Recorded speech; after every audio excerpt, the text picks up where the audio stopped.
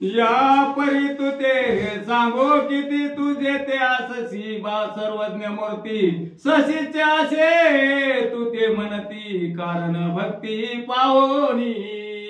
आणि किलोतळा गोरक्षनाथांना बोलू लागलेले बाळा माझं लेकरू आणि पतिदेव म्हणजेच मच्छिंद्रनाथांना व्यवस्थित सांभाळ, जिथं जिथं जाशील जिथं जिथं बसशील त्या पद्धतीने त्यांची सेवा कर। जगतामध्ये गुरु शिष्याचं तुमचं नातं आहे आणि सगळ्यात श्रेष्ठ शिष्य तू आहे म्हणून आपल्या गुरुची सेवा व्यवस्थित कर असं किलोतळा सांगू लागला। काय शेव 2 किलो तळा मिठी गाली गोरक्ष बाळा मने बारे तू ते वेळोवेळा निर्मित जीवी धरी बा। आणि लगेच किलोतळाला गोरक्षाला मिठी मारली म्हणले बाळा हे असणाऱ्या मच्छिंद्रनाथांचा आणि मीनानाथांचा व्यवस्थित सांभाळ कर। तुझ्या हातामध्ये हे दोघेही दिलेले त्यामुळे व्यवस्थित कुठल्याही प्रकारचा त्रास यांना होऊन देऊ नको। ऐसे म्हणून अंबरडा पोळीत परमाटाचे शब्द करीत म्हणे आता कैसा नात निज डोळा देखेन मी। आणि अशा प्रकारे बोलत बोलत बोलत खूप दुःख झालं, जमिनीवरती अंग टाकलं किलोतळ्यानं आणि मनामध्ये विचार करायला सुरुवात केली मच्छिंद्रासारखा आता पुन्हा आपल्याला कुठे भेटणार आहे, कधी या मच्छिंद्रनाथांचं दर्शन होईल का? ऐशी मोहाची उभवी वार्ता ते गोरक्ष पावनी म्हणे चित्ता वेगे निघावे ना तरी ममता मच्छिंद्रा ते दाटेल। आणि अशा प्रकारे किलोतळा जमिनीवरती अंग टाकून रडू लागली मच्छिंद्रासाठी। गोरक्षनाथांनी पाहिलं आणि मनामध्ये विचार केला आता जर इथं थांबलो तर मच्छिंद्रनाथांना सुद्धा प्रेम अनावर होईल आणि पुन्हा त्यांना मोहाचा पाना फुटेल म्हणून लवकरात लवकर गुरुचा धरोनी हस्त लगबगे चालीला गोरक्षनाथ पाऊला पावली दुरावत तो आरंभळे किलोतळा। आणि लगेच गोरक्षनाथानं मच्छिंद्रनाथांचा हात धरला आणि तसंच पुढे पुढे पुढे पुढे निघाले। जसं जसं पाऊल पुढे पुढे जाईल तसं मच्छिंद्रनाथ किलोतळ्यापासून दूर दूर चालले, जसं जसं दूर जातील तसं दुःख करू लागले। पालता घालून या पर्वत अदृश्य म्हणे आता मच्छिंद्रनाथ पालता घालून या पर्वत अदृश्य झाले तिन्ही नाथ मग किलोतळा मस्तक मै प्रत पट तसे ते दवा। आणि मग तिघजण खूप लांब निघून गेले, गेल्यानंतर किलोतळ्याला दुःख झालं आता हे तिघही आपल्यापासून लांब गेले आता पुढे कधी भेटणार नाही भेटतील म्हणून जमिनीवरती डोकं आपटून रडू लागले। समान अंबरडा मारित ते वस्ते तळ पिटीत म्हणे आता मच्छिंद्रनाथ दृष्टी काय सापडेल। गाई वासरासाठी हंबरडा फोडते त्या पद्धतीने किलोतळा मोठ्यानं दुःख करत रडू लागली, दोन्ही हाताने छाती बनवून घेऊ लागली आता मच्छिंद्रनाथ मी कधी डोळ्यांना बघायला म्हणून दुःख करू लागले। मच्छिंद्र गुणी सदा शांत म्हातार परी दयाब्दी कृपानिधी पूर्ण गोटे पाहू मच्छिंद्र आणि दुःख करत करत करत रडत रडत म्हणू लागले असलं मच्छिंद्रनाथांसारखा शांतीचा पर्वत आहे आणि अशा मच्छिंद्रनाथ मला पुन्हा कुठे भेटतील याचं दुःख करू लागले। बाई गे सचिनाथ तैसा आपणा माझी मिरवत ऐसा स्वामी दयावंत कोटे पाहू निज दृष्टी। आणि किलोतळा बोलू लागली रडत रडत सांगू लागली जसं स्वर्गामध्ये इंद्र असावा, इंद्राचं ऐश्वर्य जेवढं आहे तसं असणारे मच्छिंद्रनाथ शांत उदार आणि या स्त्री राज्यातलं ऐश्वर्य भोगत होते आता पुन्हा कुठं बघू। अहमद कृपणाचे धन गोरक्ष तस्करे नेले चोरून आता नात कठीण मन कैसे केले मज विषयी। आणि दुःख करू लागली किलोतळा माझं मी कृपण आहे मच्छिंद्रासाठी आणि माझ्या कृपणाचं तस्कर रूपी चोर रूपी गोरक्षनाथ आला आणि माझं धन रूपी मच्छिंद्र माझ्यापासून लांब घेऊन गेला असं बोलू लागला। वत्साचे अब्दी जीवन गोरक्ष गण गेला गिळून की मज अंदाची काठी हिरोन गोरक्ष निर्दयी नेली गे। अरे माझं वासरू रूपी असणारं जीवन होतं पाणी होतं आणि ते असणारे गोरक्षनाथांना प्रेम पाहणं माझा असणारा प्राशन करून टाकला। माझ्या गाईत सारखं वासरू त्या ठिकाणी मच्छिंद्रनाथ होतं, गाईला जसं वासरू असावं आणि त्या पद्धतीने गोरक्षनाथ आले आणि घेऊन गेले। आता जाऊन या मंदिरात काय कोटे पाहू नाथ दाई दिशे दिशा ओस माते वाटता ती साजनी. आणि आता रडू लागली, बाकीच्या स्त्रियांबरोबर संवाद करू लागले. आता मच्छिंद्राला कुठं पाहायचं, घरामध्ये गेल्यानंतर ना कुठं कुठं शोध घ्यायचा, कुठं पाहायचा म्हणून बोलू लागले. सभ्यस्थानी कणकासनी देवी बैसला दिसे तरणी. आता ते आसन वसन पाहोनी दाई दिशा ओस पडती. आणि किरुतळा स्त्रियांना बोलू लागली. अंतपुरामध्ये आल्यानंतर ना मच्छिंद्रनाथ या सिंहासनावरती बसले. तर जसा सूर्य असावा तेजस्वी तसं दिसत होते. आता हे सोन्याचं आसन सुद्धा रिकामा झालं, 10 दिशा शून्य झाल्या असं बोलू लागले.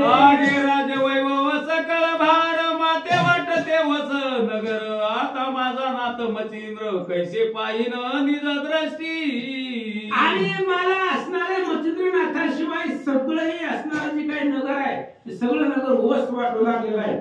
मच्छिंद्राशिवाय सगळं असणाऱ्या नगराला शून्य पण आलेलं आहे. आता कुठं कुठं त्यांना पाहू असं बोलू लागले.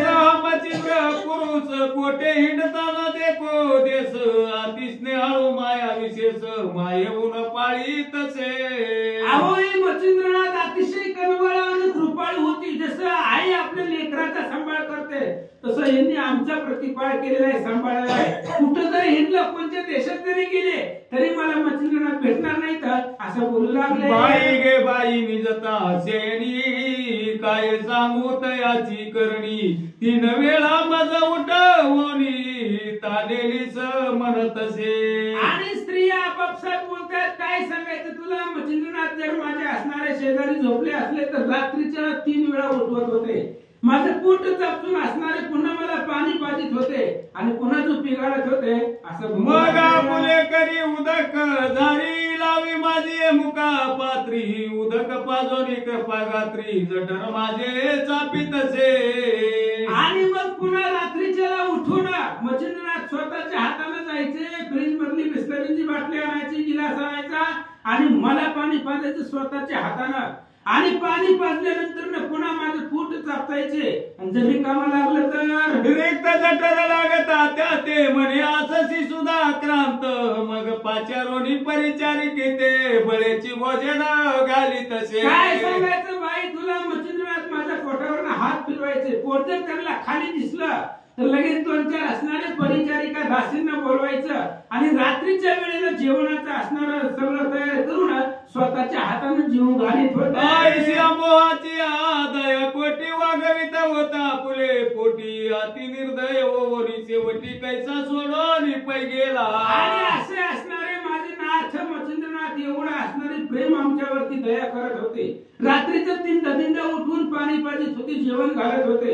एवढं मोह आमच्याबद्दलचा होता. आणि अचानक एवढा सगळा मोह सोडून महाराज कसे बोलून वागू तर मस्तका पटिले मईवर.